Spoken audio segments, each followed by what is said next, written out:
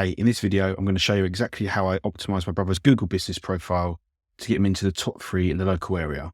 He's a building surveyor in Worthing area, and now I've optimized him, he's actually getting a lot of organic leads every single day, and it's really helping his business. And what I want to do in this video is show you exactly how I did it for him, so then you can do it for your own business. It's actually very simple to do.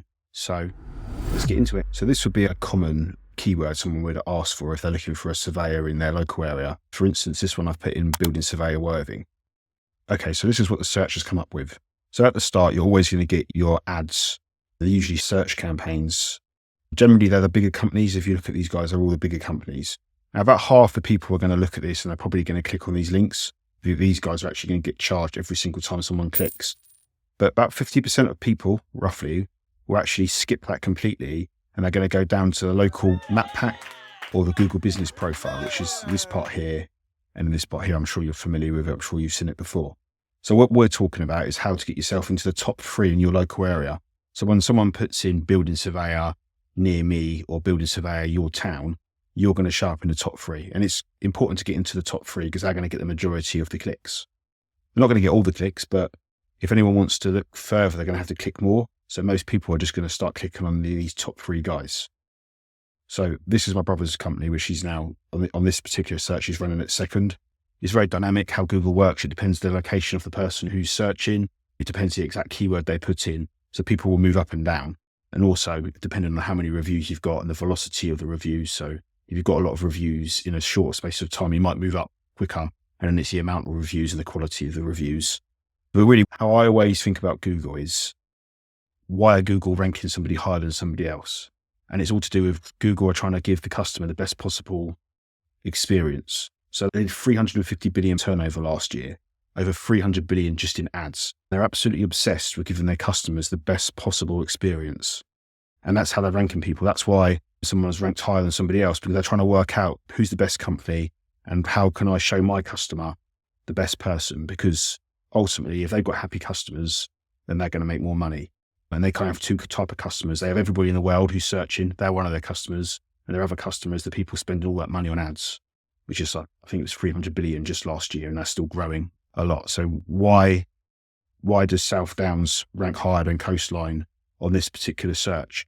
And it might just be to do with the location of where they are. They might just be slightly better optimized for building surveyor Worthing. And Google's always trying to figure out who's the best company for them. So that's all we need to think about while we're doing this optimization. What I will say is I need to change actually, because there should be a tick box, because this is my brother's company, but I'm actually on the wrong email.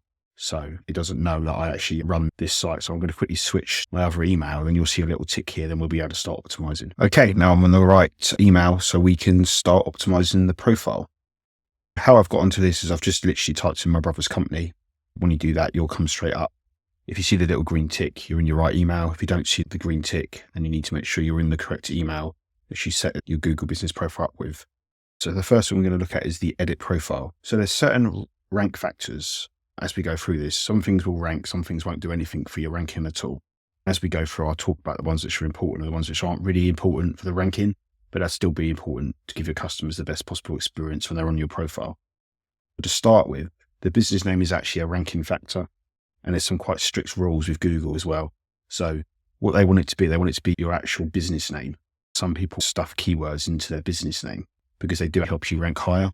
If my brother's was just Coastline Surveyors, not Coastline Building Surveyors, he might not rank as high for building surveyors, but because it's actually in his business name, he will rank slightly higher. There are people out there who will just put the extra word in. Google probably won't do anything about it, and it will make you rank higher, but it is against their terms and conditions. So I'm going to advise, obviously, for you not to do that, but I do know people do that.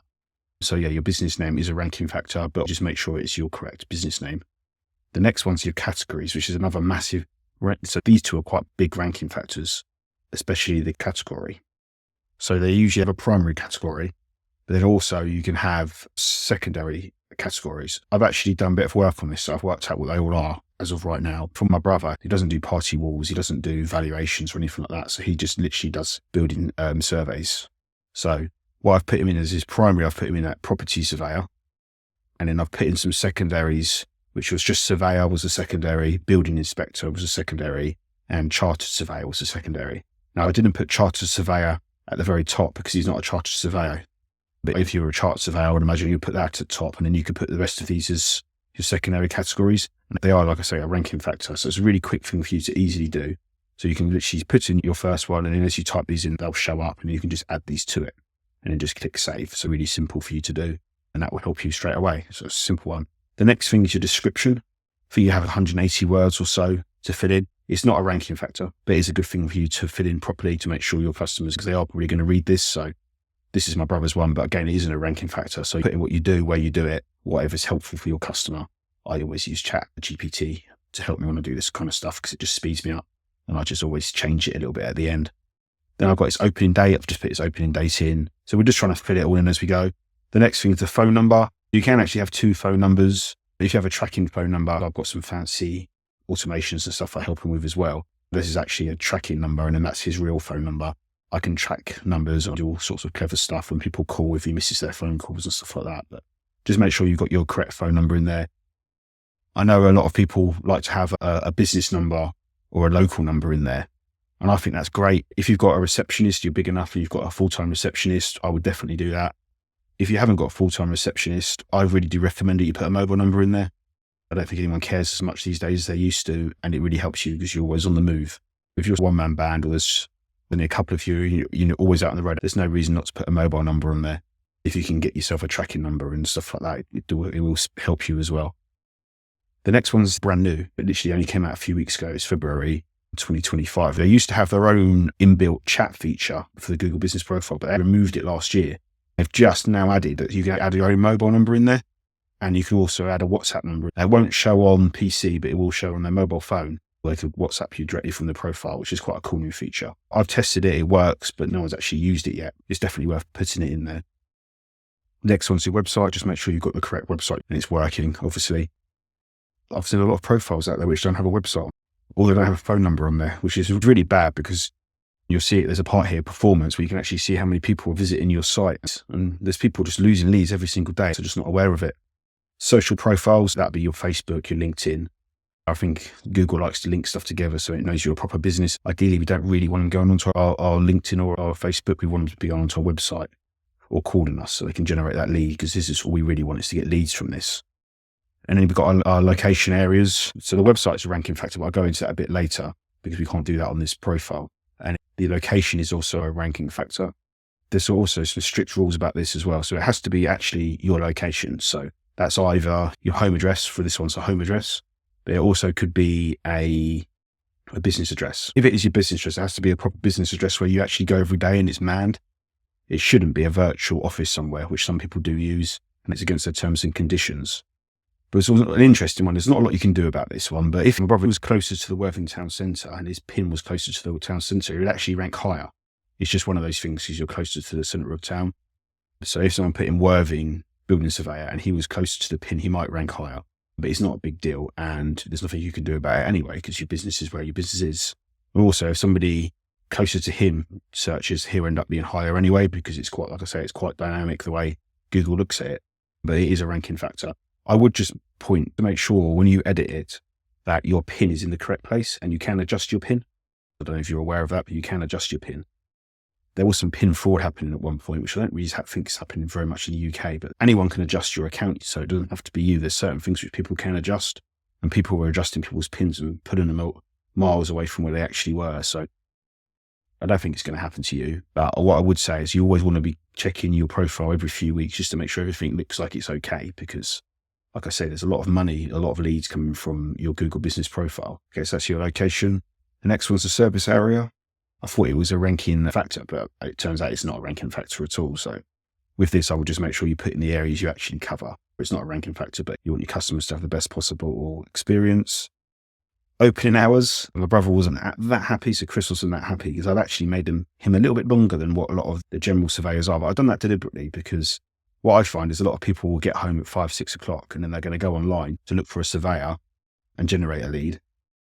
And a lot of you guys close at 5, 6 o'clock and you put that down, which is fantastic because I put my brother at 8 and guess what happens? He gets lots of calls between 6 and 8, which he was actually complaining to me about the other day. He's busy now. He's usually booked up for at least 3 weeks. So it's like he's desperate for leads anymore, but he used to be. So I do remind him that he used to want the leads. So I haven't moved it, even though he wanted to change it a bit earlier. It's a really good thing. It is actually a ranking factor. If you put that down as 24 hours, there's evidence to show you would rank slightly higher. But he doesn't want calls at 10 o'clock at night. That's a fair one. But you do see that a lot on plumbers, and where they're really competitive. You'll see they'll put themselves 24 hours for emergency call outs, but also as a ranking factor. The next part is the special hours, and that's when you're closed. Make sure you do this, because Google will send you those emails quite often asking you about, are you open, are you closed at certain times? And you can ignore it and it won't really matter.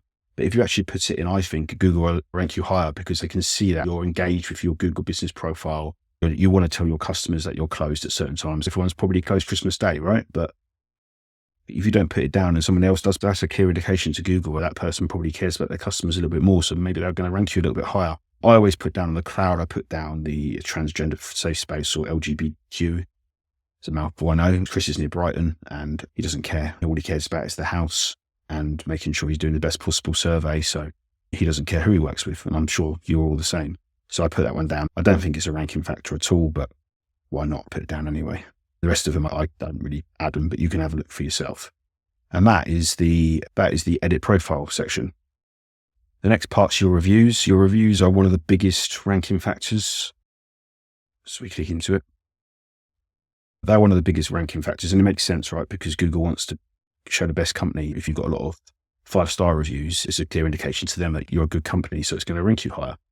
And my brother's been doing really well. He's got 67 at the moment. We started quite low. He had one 15 hours ago, and he's had quite a few. He's done really well for the last week or so. He's about 4 or 5. Then he had a couple of weeks off, then he got his last one. But what I did with him is I've got some AI connected to it, so it actually will respond to the customers for Chris. So Chris doesn't have to respond to the customers, but Google likes to see you respond. So make sure you respond to all of your reviews you're getting, because Google actually like that. And again, it's another ranking factor. The other thing is, if you can go here to get more reviews. That's your link.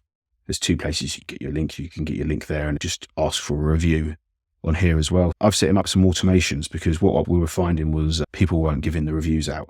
And almost nobody, when you send that first review off, most people will just ignore it. So what I've done is he can fill a form in, and it will send the customer 5 emails and 5 text messages over the space of around 8 or 9 days, just asking for that review, which I mean, you're never going to do. Although nobody ever complains about it, it almost feels rude, doesn't it, to keep asking people for a review. It's very English for us not to keep asking. So the automation in there, and he gets more reviews, which is working really well for him. It's a massive ranking factor. So make sure you are asking for your reviews. If you go here to ask for a review, it just brings up the same link. You can copy it.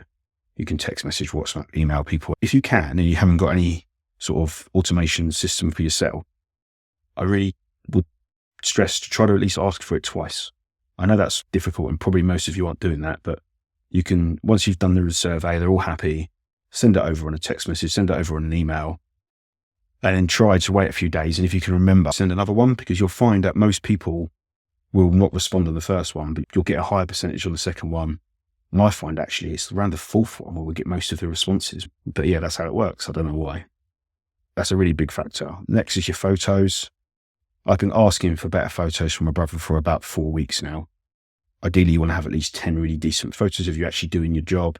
Maybe at the office, maybe a family one, but just some decent photos of you as a real person doing your actual job. I still haven't got them from Chris. I'm eventually just going to go out with my camera and do it myself.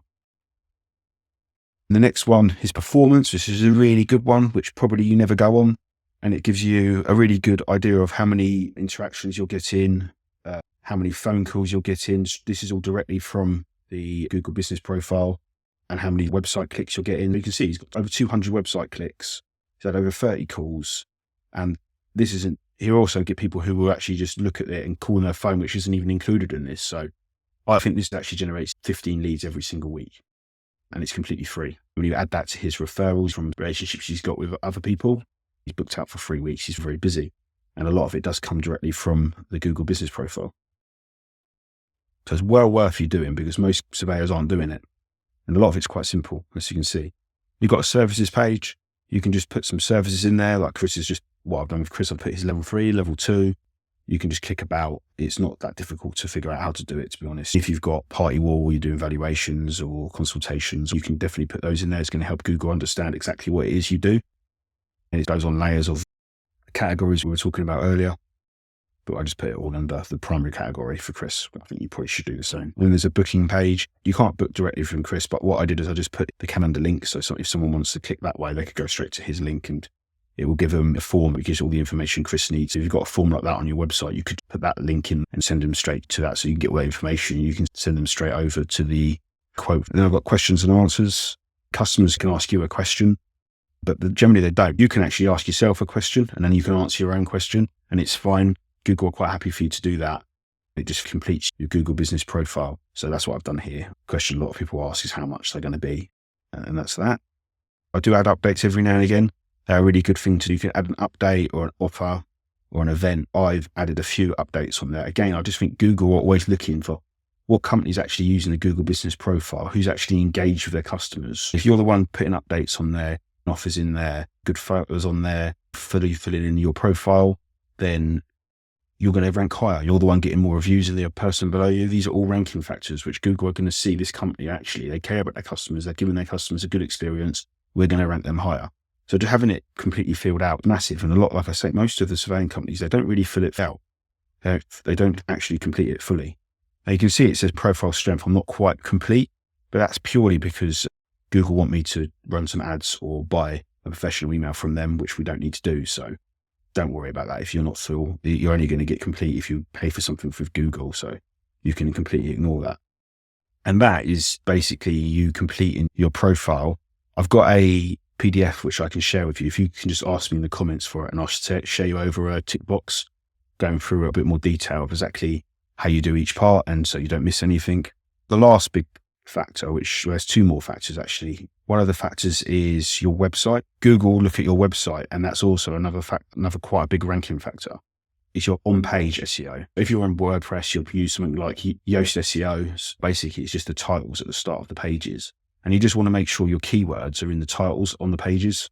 So if your company name hasn't got the keywords actually in there, by the keyword I mean building surveyor, party wall expert, you can just add that to your H1 or your H2, and then Google will read that. And actually that's another big ranking factor. If you go online and go onto YouTube, find lots of people who will show you how to do the on-page SEO. It's very easy to do. That's a really big ranking factor. And the second one is citation sites. I have added my brother to a citation site, which gives him 50 other websites, which sort of link back to Chris, which is things like he gets Apple Maps, Google Maps, Yellow Pages. And there's a load of local ones and a load of ones I haven't even heard of. We have set them up for that. So citations can be really powerful as well to help rank you. Bright Local are a really good company. So citations, and make sure your on-page SEO is up to date. That will push you up the rankings. I hope you found that helpful. If you enjoyed it, let me know. If there's something you didn't like, please let me know in the comments. I'll see you in the next video.